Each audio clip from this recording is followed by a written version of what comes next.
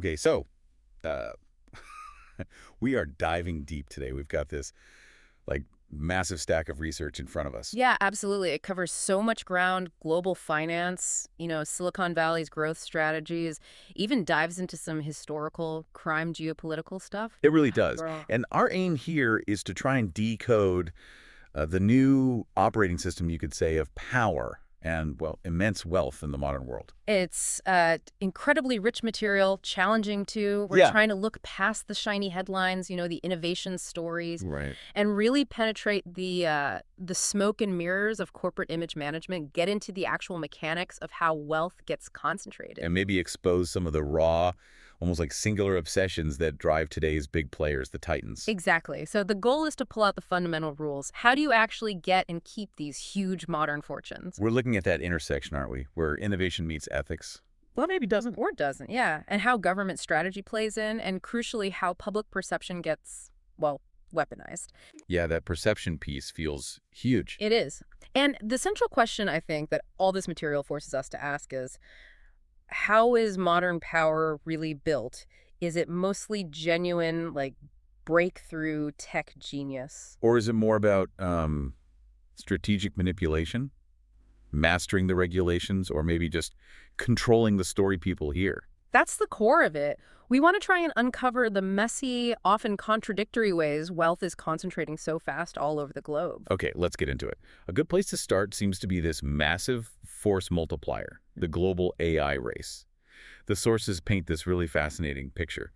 Maybe a bit worrying, too. They talk about a sort of bifurcated future, Yeah, they actually call it an alternate universe that's really taken shape in China's tech scene. especially since around 2013, The right? 2013 date is key because before that, for years, you had Western analysts using these really simple analogies, kind of lazy. Oh, yeah, the Facebook of China, the eBay of China, Yeah. that kind of thing.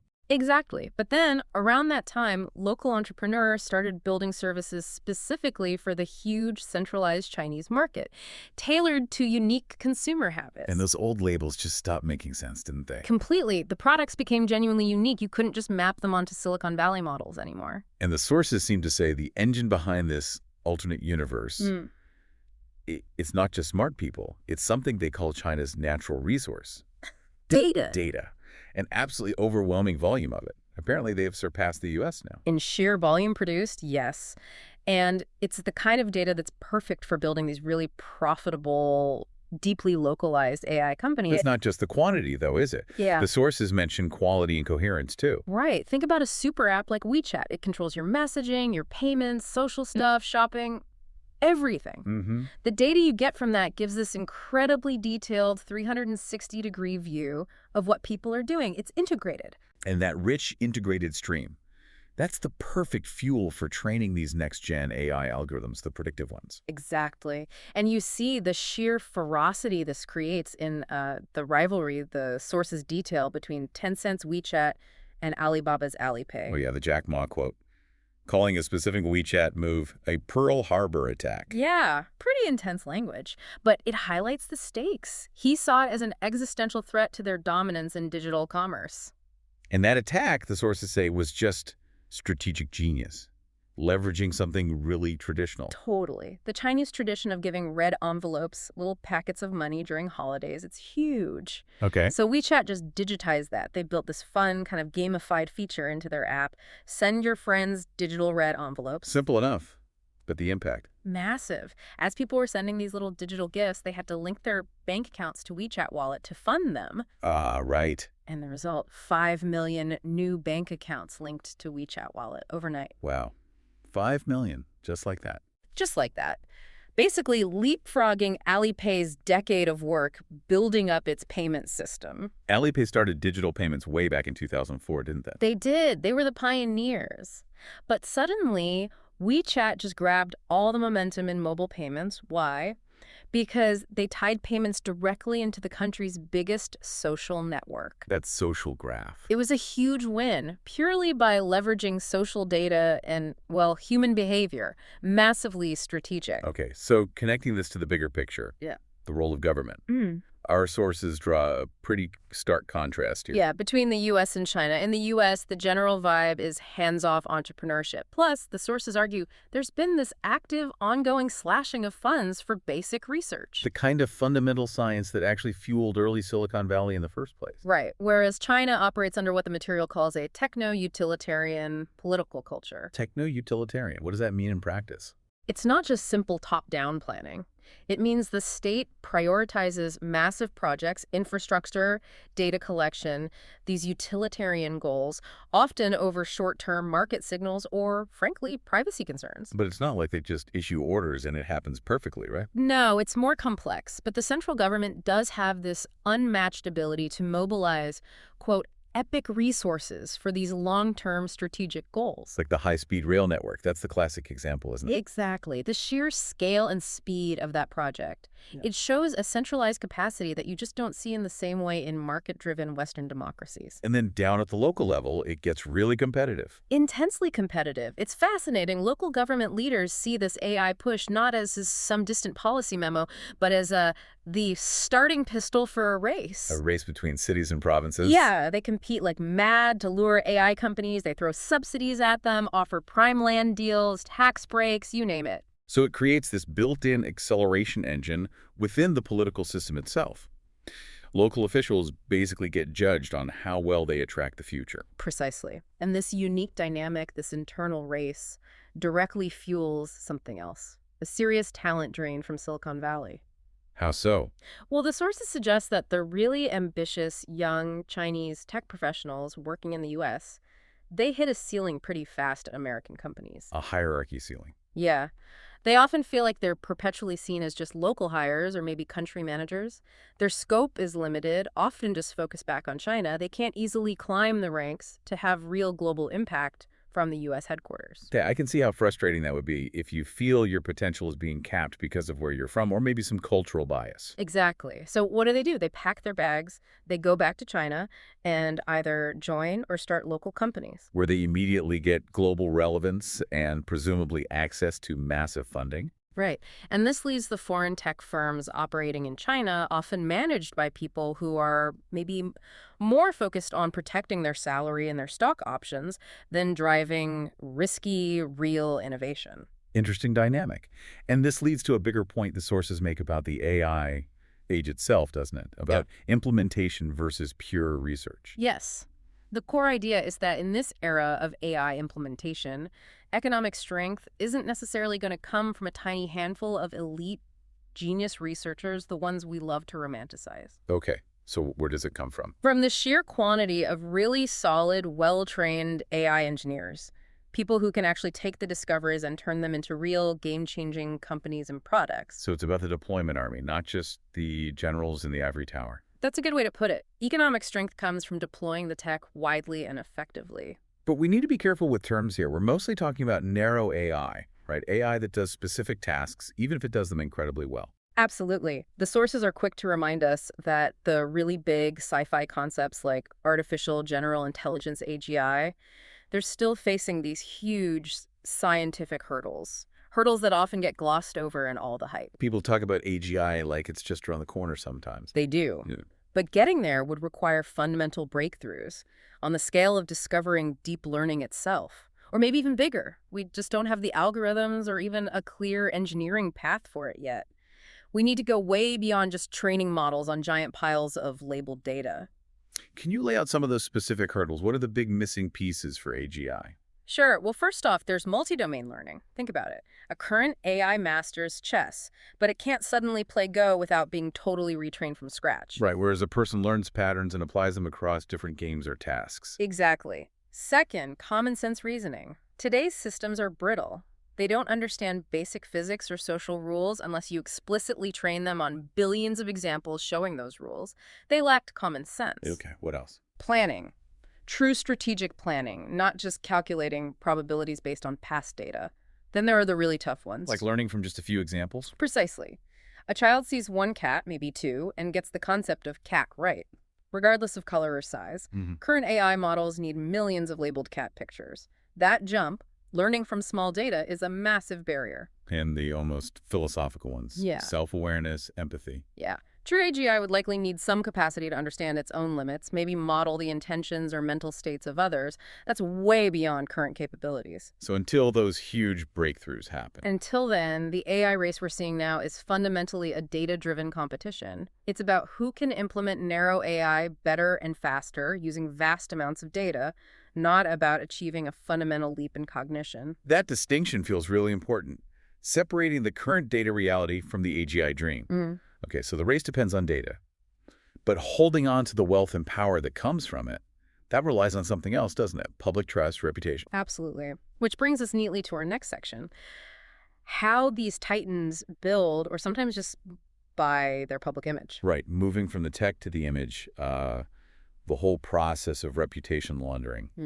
And the sources use the Sackler family as a really potent, maybe chillingly effective example. It's a tragic model, ultimately, but yeah, incredibly effective for a long time. It shows how philanthropy can be strategically weaponized to kind of sanitize ruthless business practices. And the family patriarch, Arthur Sackler. He wasn't just a pharma exec. The sources say he basically invented the wheel for modern medical advertising. He really did. He completely revolutionized it, treated doctors not as scientific gatekeepers, but as consumers you target with aggressive marketing. Like that anecdote about Pfizer's drug, terramycin. Yeah, that nails it. Pfizer initially had, 8 sales reps for that drug? 8. Seems tiny. Tiny. Arthur Sackler gets involved, unleashes this advertising blitz. 18 months later, they have 300 reps. By 1957, 2,000 sales reps pushing a drug that honestly wasn't that groundbreaking. So the marketing was the innovation, not the medicine itself. That was his genius, if you want to call it that. And that same strategic precision was later applied to polishing the family's public image through philanthropy. Like Raymond Sackler getting that honorary PhD from Purdue. Yeah. Even while Purdue Pharma was facing the opioid crisis reckoning. Exactly. In a private ceremony, the university president called him a world changer, said it was impossible to calculate how many lives you've saved. Public praise like that.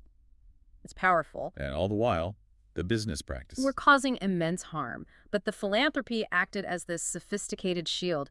Their name was everywhere: museums, galleries, university wing. Buying institutional silence, essentially, and Even further, the sources mention Sam Quinones' book, Dreamland, about the opioid crisis, came out in 2015. Yeah. Tufts Medical School apparently made a quiet decision to, quote, scuttle the book from its reading list for new students. Wow, they actually removed it. That's what the sources indicate.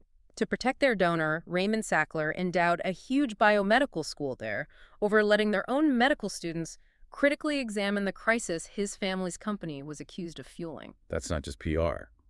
That feels like wealth directly corrupting academic integrity. It's a stark example, and that shield, held for years, really only pierced later by protests like the Sackler student group demanding institutions cut ties. Okay, shifting to a more modern example, but a similar playbook. Elizabeth Holmes and Theranos. She didn't have that old family money, did she? No, she built her image almost from scratch. A cult of personality, really, driven by this incredibly intense, focused PR campaign. The sources mentioned it even had a code name inside her ad agency. Project Stanford. Yeah, chilling, right. She deliberately modeled herself after Steve Jobs, scheduled creative meetings on Wednesdays like Apple, adopted that minimalist brand message. And crucially, got those endorsements from really powerful, respected people. That gave her instant credibility. And the quotes. I mean, retired General Mattis gushing about her having one of the most mature and well-honed sense of ethics, personal ethics, managerial ethics, business ethics, medical ethics that I've ever heard articulated. Hearing that now, knowing the reality, Yeah. it's just astounding. It really speaks volumes about the power of a carefully crafted image, doesn't it? Meanwhile, the actual product was wrapped in this extreme secrecy. The nanotainer, that tiny blood vial, shorter than a dime, it added to the mystique. Totally. And they were careful to operate in what the sources call a regulatory no man's land. They avoided full FDA scrutiny by only running tests on their own devices inside their own controlled labs. So the polished image completely masked the fact that the core technology they promised, Yeah. it just didn't work. It didn't exist as advertised. The image was everything. We see another flavor of this image management with political philanthropy like the Koch network. The sources bring up some pretty striking history there. Yeah, the family patriarch, Fred Chase Koch. The material notes he built part of his early fortune doing business with, well, Stalin and Hitler in the 1930s. building oil refineries for both regimes. That's quite a starting point. It is. And their modern network, the sources argue, is explicitly designed to reframe their political agenda.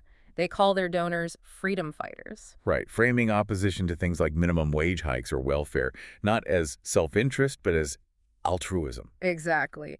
Recasting unfettered free market capitalism as the only path to human well-being. Charles Koch himself said welfare just condemned them, the poor, to a lifetime of dependency and hopelessness. So it's this sustained effort to build an intellectual justification, turning self-interest into a moral stance by defining freedom and well-being purely through the market. And often ignoring the social safety nets that most people rely on, yeah. It's about controlling the narrative around wealth and poverty. This layering of image-sanitized history, political altruism, it leads to this weird cultural paradox the sources mentioned among the super-rich today. Yeah, the rise of these very egalitarian-seeming workplace cultures. Jeans and T-shirts, open-plan offices, the whole Silicon Valley Zappos-style thing. Which seems odd, right? When the actual financial gap between the top and everyone else is getting wider and wider, why cultivate that casual, we're all buddies vibe? Well, the argument is that cultural blurring serves a purpose. It masks the extreme economic inequality. That's it. If the billionaire founder dresses like you, sits near you, eats in the same canteen, it makes the enormous difference in your actual power. Your access to capital, healthcare, political influence feel less jarring. It's kind of a social anesthetic, the sources suggest. That makes a certain kind of sense. Yeah. Harder to resent the boss if he feels like one of the team, even if the underlying economics are fundamentally tilted in his favor. Exactly. Which brings us to those underlying economics. Okay, let's shift gears. From image control to the hidden machinery of financial extraction, how the money actually gets made and concentrated. The sources start with corporate collusion, regulatory games, using Blackstone and UCR as a key example. Yeah, this one really shows how profits can be built directly on, well, illegal anti-competitive behavior. The sources detail how, starting back in 1992, before Blackstone even bought UCR, UCR and its main rival, SGL, together they controlled like 2/3 of the global market for graphite electrodes, essential for steelmaking. Right. They secretly conspired to cut production capacity simultaneously around the world, With the explicit goal of driving up prices, create scarcity, jack up the price. And these production cuts and price hikes were apparently the direct reason UCR looked so profitable and became an attractive buyout target for Blackstone later on. So the foundation was rotten, basically. Did Blackstone face consequences for the original cartel stuff? Not directly for the cartel activity itself. UCR executives involved later served prison time for that. But Blackstone did get hit for related things later. Less severe, but telling. Like what? They got fined $2.8 million for failing to disclose a key internal document to antitrust regulators when they were trying to buy a competitor. Trying to hide something relevant. Seems like it. And even more pointedly, a Blackstone partner got personally fined $50,000 for basically signing off that their merger application was complete when it wasn't. It shows this constant push, even at sophisticated firms, to secrete regulatory oversight. Okay, but I need to pause here. Because the sources also bring up a counter-argument about private equity, right? Yeah. It gets painted as purely asset stripping. Often, yeah. The locusts narrative. But the academic research cited suggests PE-backed companies actually often do better after going public than similar companies. How do we square that with the UCR story? That's a really important point. The sources suggest the reason for that better long-term performance comes down to the basic economics of the buyout firms themselves. Okay. Unlike an old-school corporate raider who just wanted to flip assets quickly, modern PE firms usually keep big stakes, often controlling stakes in their companies for years after the IPO. So their own payday depends on the company actually succeeding long-term. Exactly. Their profits are tied to the company's sustained success. So that incentivizes them to genuinely optimize operations, improve management, make it a better business, not just strip it bare and run. So while the regulatory corner cutting, like with UCR, definitely happens, It does. the underlying financial structure often pushes them towards building value, not just destroying it. It's a tension. A tension between sharp-elbowed tactics and long-term economic interest. Yeah. But historically, you also had wealth built on just straight-up financial crime. And by the 80s, that got disturbingly organized. The Dennis Levine and Ivan Basesky story. The classic case study. It wasn't just casual tips passed under the table. The sources show how their insider trading became, like, Formalized? Formalized how? Levine initially fed Beseski info for free just to gain his trust and access, but later he demanded a precise percentage of Beseski's illegal profits on every single trade based on his tips. Wow, it became a business arrangement. A criminal enterprise run like a business, and when Levine finally got caught, they called him Moby Dick internally. And he pleaded guilty to 4 felonies, had to give back $11.6 million. The whole market just shuddered, because the investigation immediately pointed towards Drexel Burnham Lambert and Michael Milken. The king of the junk bond market. Yeah. The engine behind so many takeovers back then. Exactly. And the market reaction showed how serious that was. The Dow dropped 43 points the day the Wall Street Journal broke the news Drexel was a target. That's a significant drop for back then. It was, because traders knew a threat to the milk and money machine was way bigger than just taking out Boesky. It threatened the whole ecosystem of hostile takeovers financed by junk bonds. So what happened? Panic. Pretty much. Junk bond prices plunged. Huge deals that were in progress, like Ronald Perelman's bid for Gillette, just collapsed because the financing dried up. It really exposed how deeply intertwined major finance had become with institutionalized crime. Okay, so beyond specific crimes and collusion, zooming out again, the macro picture, Piketty's data on wealth concentration. Yeah, this is fundamental. The core structure. Income that comes from capital profits, rent, dividends, interest, tends to hover around 30% of total national income in rich countries. That's the baseline.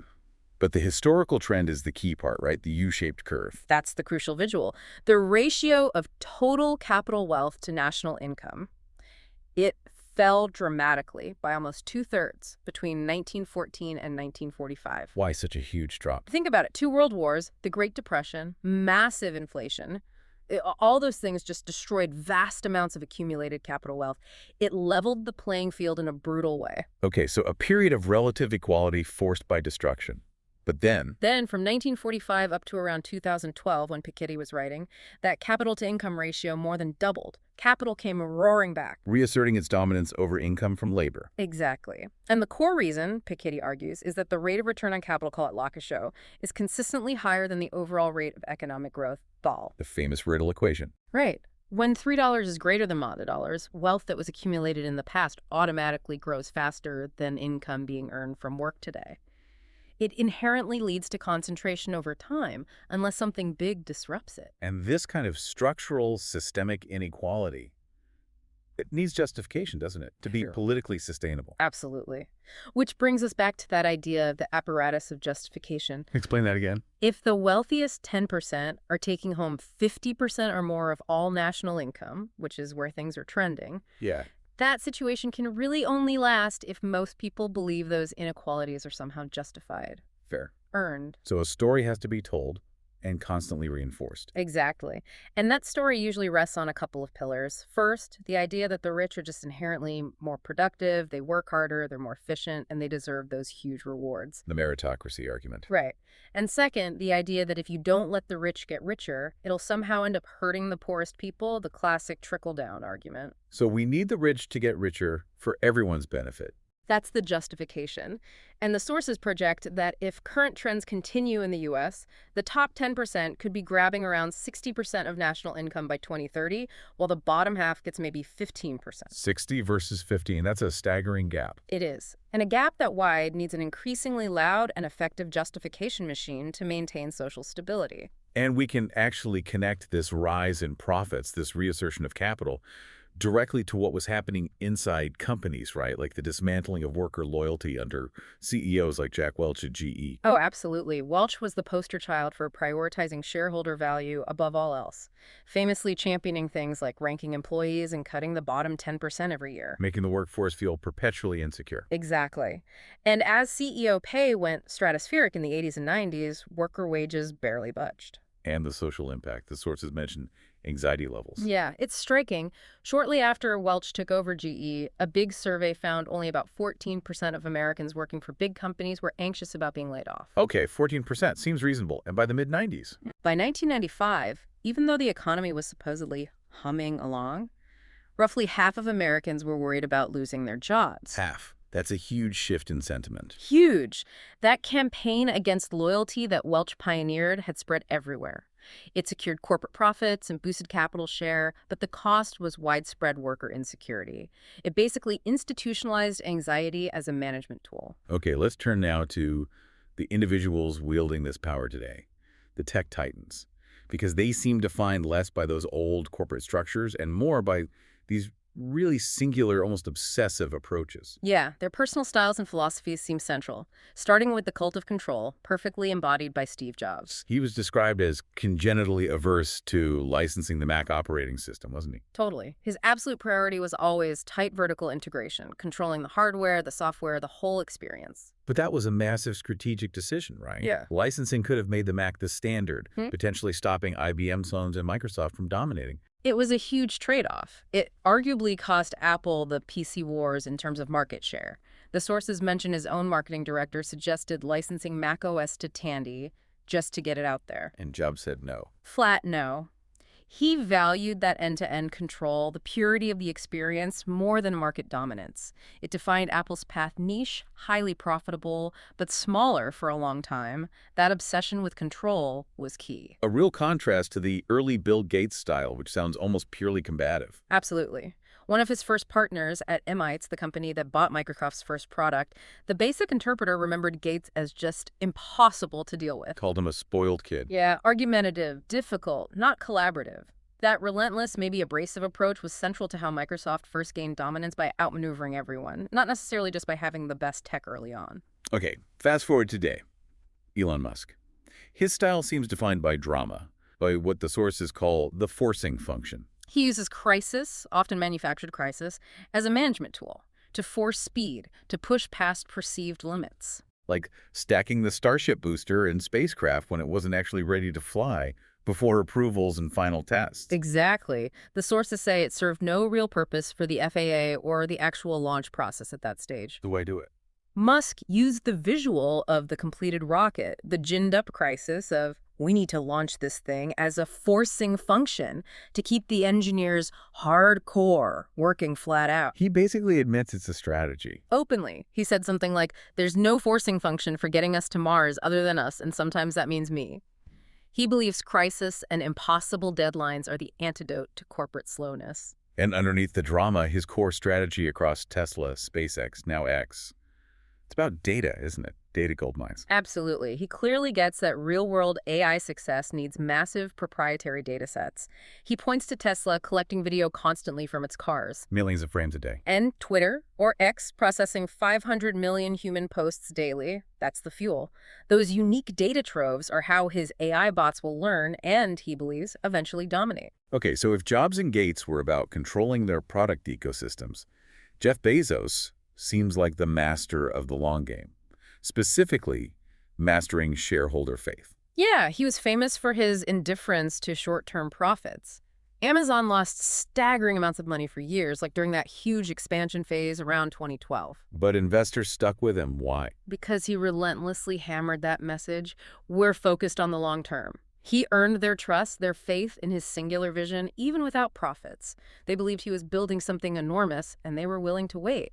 And his ambitions clearly go way beyond just Amazon now. Blue Origin, owning the Washington Post. Yeah. Controlling commerce and key media narratives. It's a vast footprint. Then you have Mark Zuckerberg, who also understood the signaling aspect early on. That time he wore a tie every day. Yeah, back in 2009. Came into the office, conservative tie, dress shirt, declared it's a serious year. It was performance, sure, but it was meant to signal, this isn't just a college dorm project anymore. We're a global platform now, and I'm maturing as its leader. But Zuckerberg's core insight, the real engine of Facebook's wealth, it was the social graph. That was the genius move. Recognizing that the network itself, that abstract map of people and their connections, was the ultimate asset. He called it the most powerful distribution mechanism. Exactly. Controlling the infrastructure of human connection, he realized, is ultimately more powerful than just controlling the content flowing through it. That foundational control gives them perpetual relevance and power. Okay, so we've covered a lot of ground here.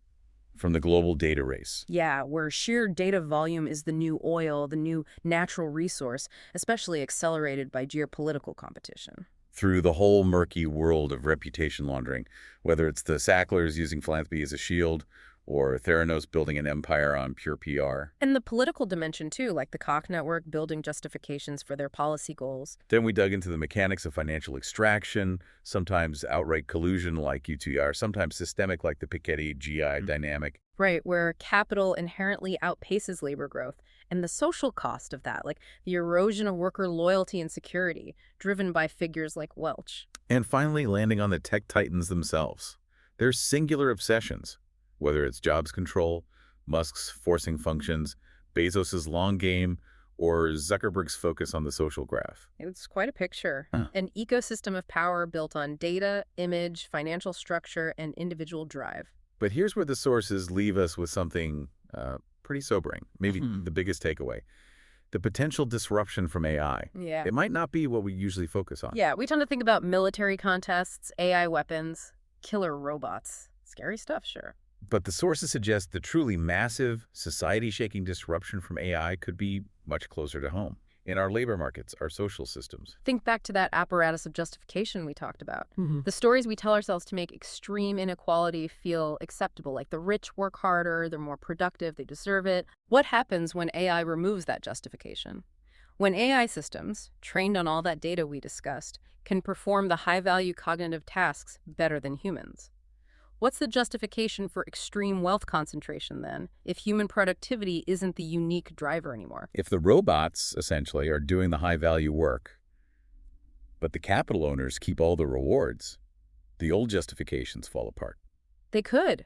And the sources warn this could lead to, quote, momentous social and economic turbulence.